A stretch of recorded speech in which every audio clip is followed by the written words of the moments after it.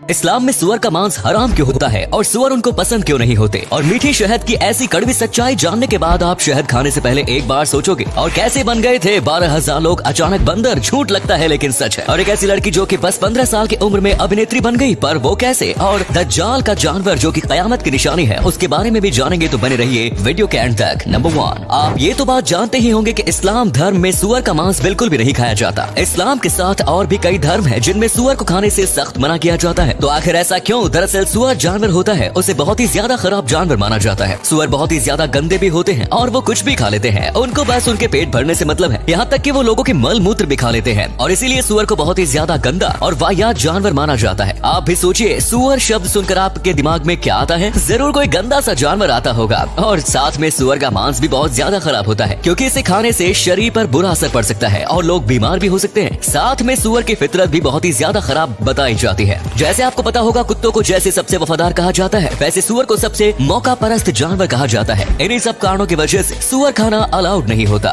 Number 2, दोस्तों, मीठी शहद को तो हम सब खाना पसंद करते हैं, लेकिन इसके पीछे की ऐसी कड़वी सच्चाई है जो आप नहीं जानते होंगे। शहद बनाने के लिए लाखों मधुमक्खियों को मारा जाता है, ये बात तो आप जानते ही होंगे। यही बहुत ज्यादा खराब बात है, लेकिन इसके अलावा भी मधुमक्खियों पर काफी ज्यादा जुल्म होता है और इसके बारे में कोई बात भी नहीं करता। भले ही मधुमक्खियाँ छोटी होती है, लेकिन उनकी जिंदगी भी इम्पोर्टेंट है। 1 किलो शहद के लिए 1 मिलियन मधुमक्खियों को मार दिया जाता है। यही नहीं, साथ में मधुमक्खियों के डंक को काटा जाता है। देखो उनसे कैसे सीमन कलेक्ट किया जाता है। और शहद की जो खेती होती है, उसके लिए रानी मधुमक्खी के पंख भी काट दिए जाते हैं ताकि वो उड़ के कहीं और ना चली जाए। इसके अलावा इनको अनहाइजीनिक शुगर भी खिलाया जाता है, जिससे ये ज्यादा हनी देती है, लेकिन वो शहद सेहत के लिए बहुत ही ज्यादा खराब होता है। वाकई में एक मधुमक्खी की जिंदगी बहुत ही ज्यादा बुरी होती है और इसे और बुरी हमने बनाया है। नंबर 3, अगर मैं आपको कहूँ कि 12,000 लोग अचानक से बंदर बन गए थे, तो आपको मुझ पर यकीन नहीं होगा, लेकिन ये बात सच है। ये चमत्कार किया था प्राहफेक्ट दाऊद ने। एक ऐसे देश के राजा होने के साथ प्राहफेक्ट भी थे और इनके देश में एक गांव था जहां मछलियों का शिकार काफी ज्यादा होता था और जिसकी वजह से वहां पर मछलियां बहुत ज्यादा कम हो गई थी। इसीलिए उन्होंने कहा कि शनिवार के दिन मछलियों को नहीं पकड़ोगे। लोगों ने इस बात को मान लिया, लेकिन कुछ लोगों ने इसमें भी दिक्कत हुई और उन्होंने एक टेक्निक निकाल दी। वो लोग पानी में खड़ा कर देते थे जिसमें मछलियां भर जाती है और फिर रविवार के दिन वो सारी मछलियों को पकड़ लेते। और फिर कई लोग इनका इनकार करने लगे, जिसके बाद गाँव में विवाद हो गया और दोनों अलग अलग विचार वाले लोग अलग रहने लगे। लेकिन जब ये बात प्राहफेक्ट को पता चली, तो उन्होंने सारे शिकार करने वाले लोगों को बद्दुआ दे दी। वो सब बंदर बन गए। नंबर 4, दोस्तों, एक ऐसी लड़की जो कि बस 15 साल की उम्र में एक बहुत ही ज्यादा फेमस एक्टर बन गई है। हम बात कर रहे हैं हंसिका मोटवानी। इनके कोई भी परिवार वाले फेमस एक्टर एक्ट्रेस नहीं है, लेकिन फिर भी ये बहुत ही ज्यादा बड़ी एक्टर बन गई है। इसमें जूही चावला ने उनकी काफी ज्यादा मदद की थी। दरअसल इनकी माँ मेकअप आर्टिस्ट थी और जूही चावला इनकी माँ की क्लाइंट थी। जब जूही चावला ने इनको देखा तो कहा कि तुम्हें एक्टर बनना चाहिए, और जूही चावला ने उन्हें ऑडिशन देने के लिए मोटिवेट किया। इन्होंने ऑडिशन दिया और उसमें कामयाब भी रहे। इन्हें बचपन से ही कई शोज मिलने लगे, जैसे कि फेमस शो शाका लाका बूम बूम। इसके साथ इन्होंने कई सारे सीरियल्स में भी काम किया। उस वक्त की सबसे फेमस मूवी कोई मिल गया में ये भी थी। और बस 15 साल की उम्र में उन्होंने कई तेलुगु और बॉलीवुड मूवीज में काम भी किया। इन्हें देखकर हर कोई नहीं बता सकता कि ये बस 15 साल की थी जब ये एक्टिंग कर रही थी। अब ये 30 साल की है और काफी ज्यादा फेमस है। नंबर 5, आपने आज तक दज्जाल का नाम तो जरूर सुना होगा। अगर आप नहीं जानते हैं तो हम आपको बताते हैं कि इस्लाम धर्म में ऐसा माना जाता है कि दज्जाल ही होगा जो दुनिया के अंत में आएगा, यानी कि जब कयामत का दिन आएगा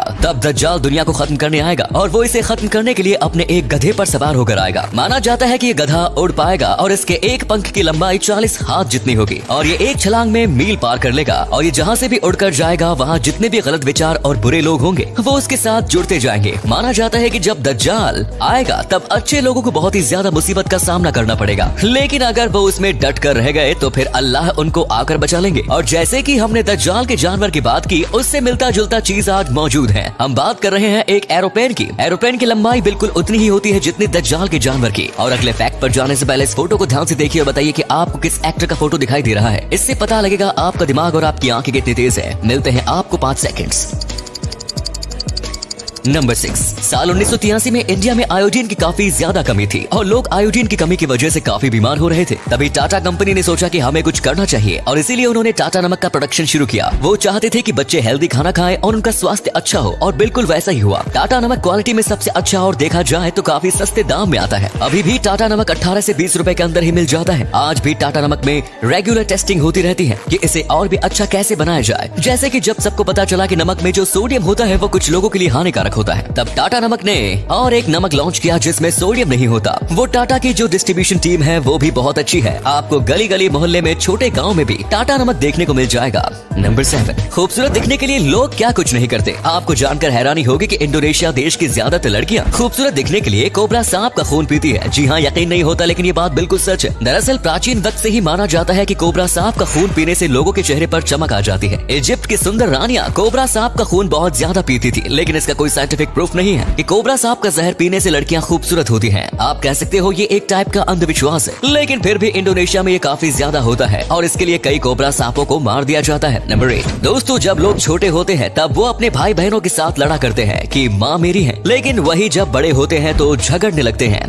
कि माँ को तू अपने पास रख, हम घर पर नहीं संभाल पा रहे हैं। लेकिन ये कहानी भी बिल्कुल वैसी ही है और दो भाई अपनी माँ को नहीं पालना चाहते थे, इसलिए उन्होंने उसे एक वृद्धाश्रम में भेज दिया और वृद्धाश्रम से कहा कि जब मेरी माँ मरने जैसी हालत में आ जाए तब कॉल करना। और बिल्कुल वैसा ही हुआ। कुछ साल बाद उसकी माँ बहुत खराब हालत में चली गई। फिर सारे परिवार वाले आए और उन्होंने कहा माँ क्या कोई आपकी आखिरी इच्छा है। माँ ने कहा वृद्धाश्रम में जो पंखा खराब है उसे ठीक करवा दे। और उस आदमी ने कहा पर इसका अब क्या मतलब हुआ, क्योंकि आप मरने वाले हो। तो उसकी माँ ने कहा कि जब तेरे बच्चे तुझे छोड़ देंगे तो तुझे तकलीफ नहीं होनी चाहिए। ये कह के उसकी माँ मर गई। ये सुनने के बाद वो आदमी जोर जोर से रोने लगा। उम्मीद है आपको आज की वीडियो पसंद आई होगी। अगर हाँ तो वीडियो को लाइक करें। इनमें से कौन सा फैक्ट आपको सबसे ज्यादा अच्छा लगा कमेंट्स में जरूर बताएं। इस तरह के और भी इंटरेस्टिंग फैक्ट वीडियोस देखते रहने के लिए चैनल को सब्सक्राइब करें। धन्यवाद।